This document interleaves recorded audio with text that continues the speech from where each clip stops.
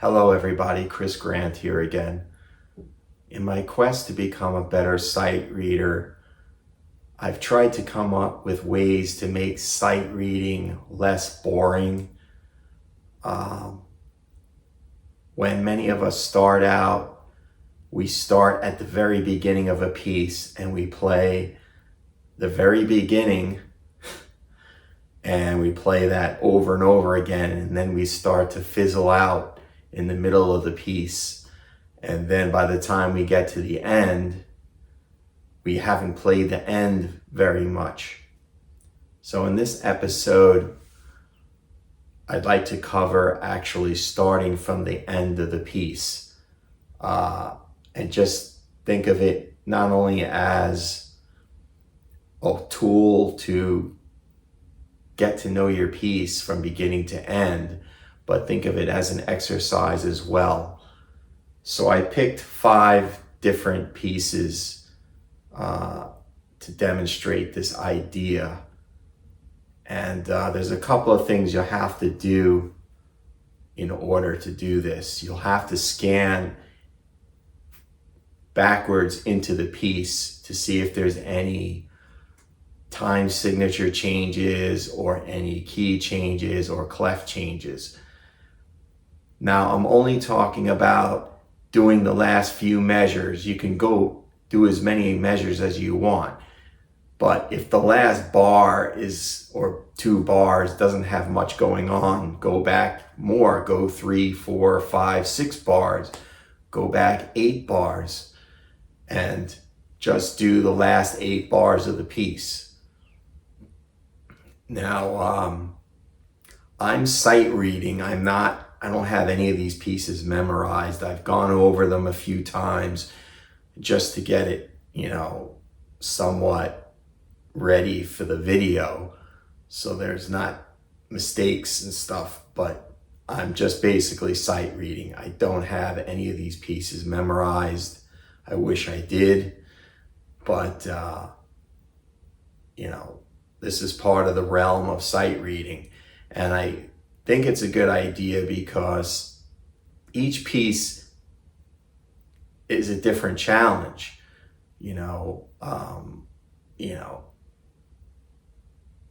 There's different notations, there's different note durations, there's different time signatures. So I didn't randomly pick 5 pieces, but some of them I've never played, and I've never played the endings. So I figured this would be a good challenge. And I like to do things a little bit outside the box, and it takes the stress off, of having to learn a piece. You just think of it as more of an exercise. And if you want to go deeper and maybe even work backwards entirely and do the whole piece from back to front, and I may do that in another video, and work on a piece from back to front. We'll see in the future. So here's my 5 pieces, and let's get started.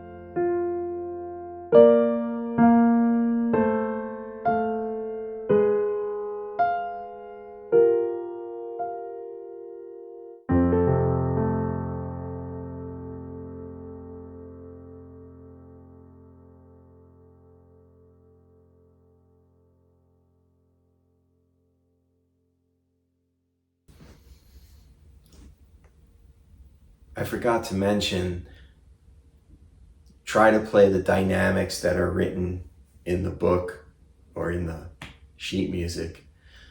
And I don't worry too much about the tempo. I just play the piece as fast as I can sight read. In some cases, I can sight read as fast as the piece requires, but sometimes I play slower because I just can't read that fast.